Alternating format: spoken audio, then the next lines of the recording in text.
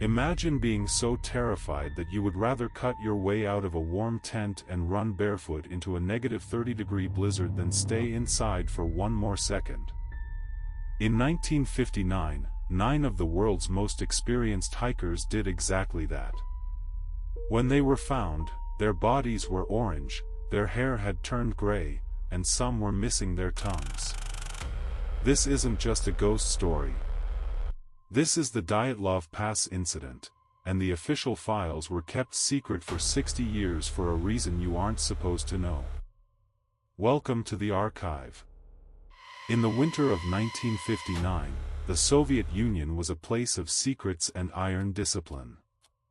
Igor Dyatlov, a brilliant 23-year-old engineering student, led a group of 9 hikers into the heart of the Ural Mountains. These were not tourists. They were Grade 2 hikers on their way to becoming Grade 3 masters, the highest certification in the USSR. They were strong, they were smart, and they knew how to survive in the most brutal conditions on Earth. They were heading for Mount Otorten. To the local Mansi tribes, this peak had a darker name, the Mountain of the Dead. The hikers laughed at the superstitions. They carried diaries, cameras, and a shared sense of adventure. But as they pitched their tent on the slopes of Kholat Syakhl on February 1st, something shifted in the air. The wind began to howl with a sound that didn't seem natural. What happened next is the foundation of the most viral mystery in modern history. At some point in the middle of the night, something terrified these 9 hardened survivalists so much that they didn't even use the tent zipper. They took their knives and slashed the heavy canvas from the inside. Imagine the scene, it is negative 30 degrees Celsius outside. A blizzard is screaming. And yet, these people ran out into the waist-deep snow wearing nothing but underwear, socks, or a single boot. What could be more frightening than freezing to death in seconds? Whatever was inside that tent, or whatever they thought was coming for them, was far worse than the cold. When the search party arrived weeks later, they followed the footprints. They found the first 2 bodies under a massive ancient cedar tree at the edge of the forest.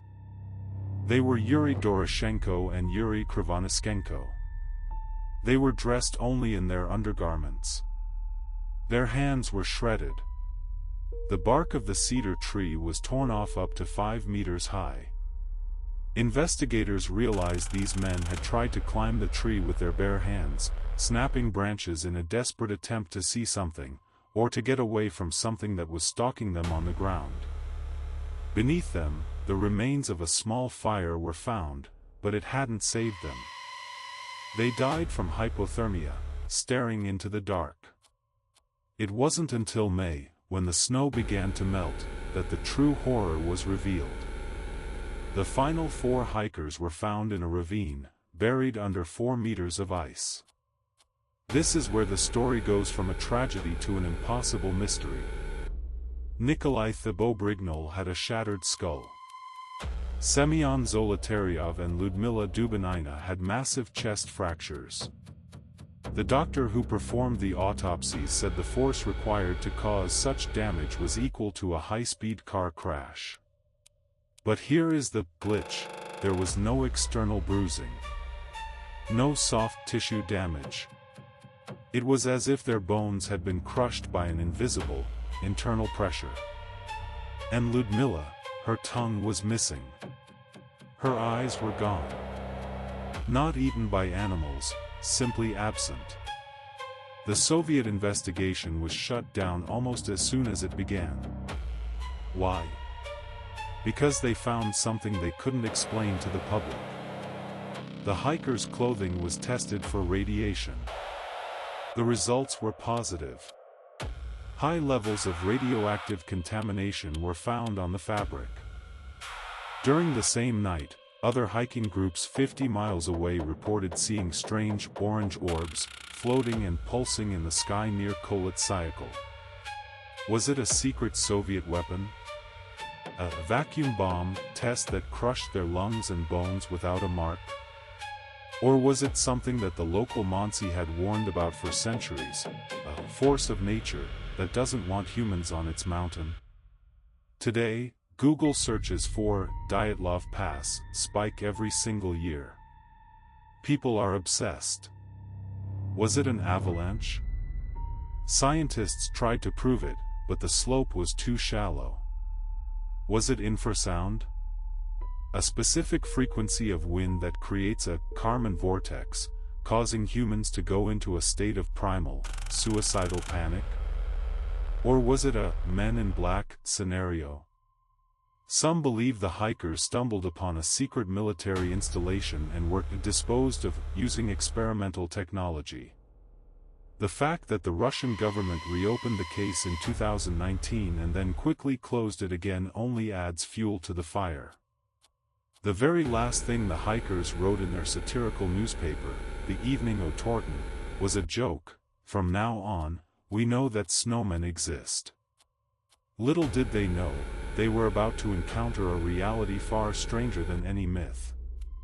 As you look at the photos of their abandoned tent, the lone, slashed fabric flapping in the wind, ask yourself, if you were in that tent, and you heard a sound that made your soul go cold, would you have the courage to unzip the door? Or would you, too, take your knife and run into the white void? Many researchers today are pointing toward a terrifying natural phenomenon called infrasound. Imagine a sound so low that your ears cannot hear it, but your internal organs can feel it. Scientists believe that the unique shape of the Kolat-Syakhl mountain can act like a giant whistle when the wind hits it just right. This creates a Kármán vortex street, producing low-frequency sound waves that trigger a primal, biological fear response in humans. It causes nausea, blurred vision, and most importantly, an intense, uncontrollable panic attack. This could explain why they slashed the tent. They weren't running from a physical monster, but from a sound that was literally tearing their minds apart. But then, we have the evidence that doesn't fit the science.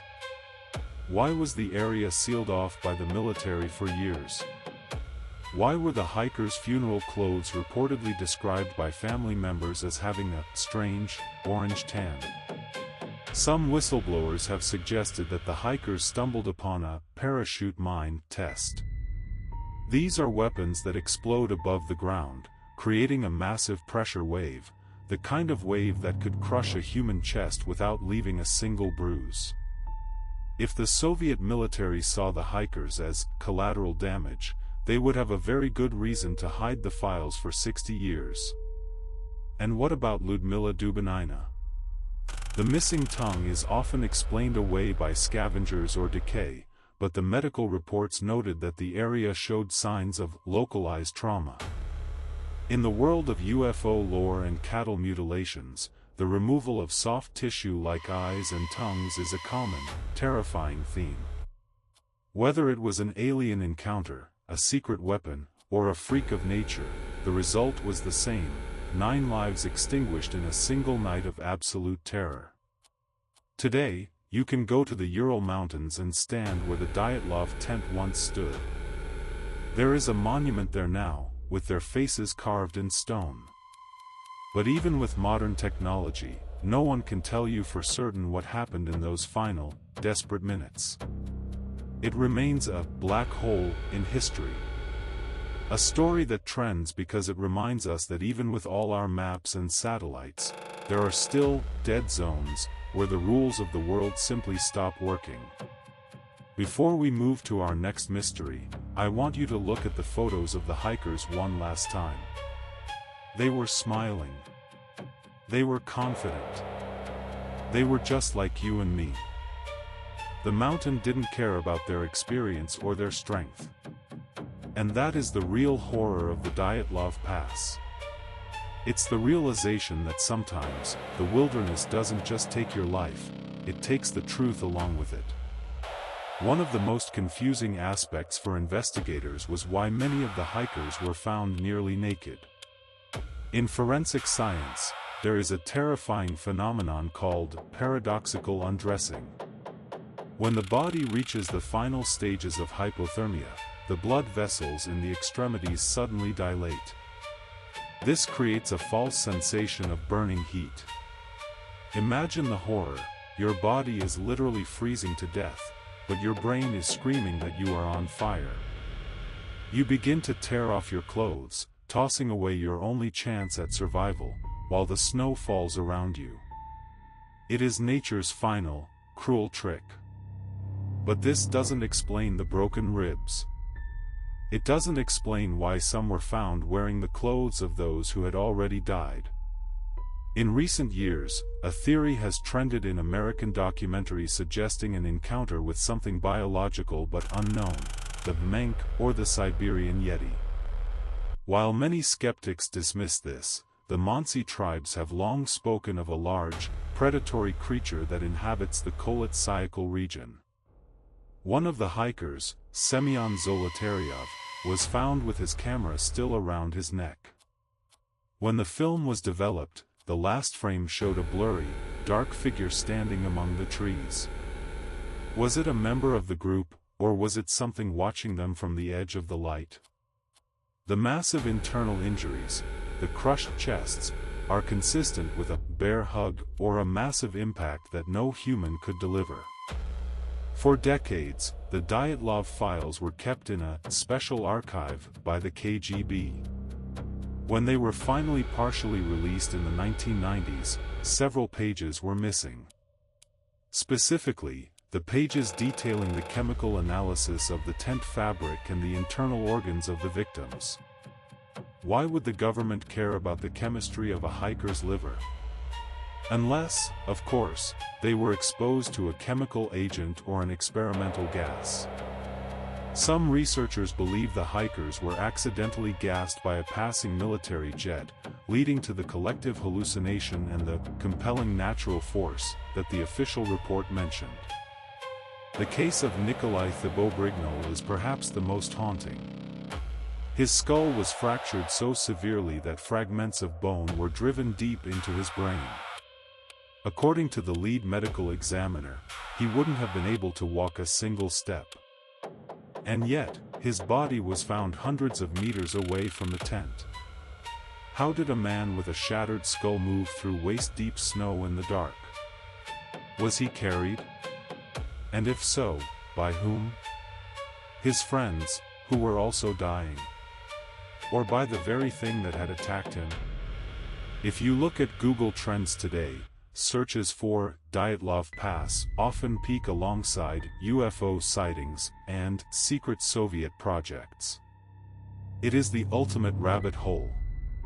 Every time a new piece of evidence is discovered, the internet explodes. It is the mystery that refuses to be buried. The more we try to solve it with modern AI and 3D mapping, the more we realize that Kolet-Syakhl wants to keep its secrets. It is a place where logic goes to die. We often forget that there was a 10th hiker, Yuri Yudin. He was supposed to die with them on that mountain. But just days before they reached the slopes of Kolet-Syakhl, Yuri fell ill with a sudden bout of sciatica. He had to turn back, hugging his friends goodbye, not knowing it was the last time he would see a human face. For the rest of his life, Yuri lived in a prison of what-ifs. He spent his final years obsessed with the files, trying to understand why his friends were found with orange skin and gray hair. When he was asked what he believed happened, he would only whisper, "If I have the chance to ask God one question, it will be, what really happened to my friends that night?"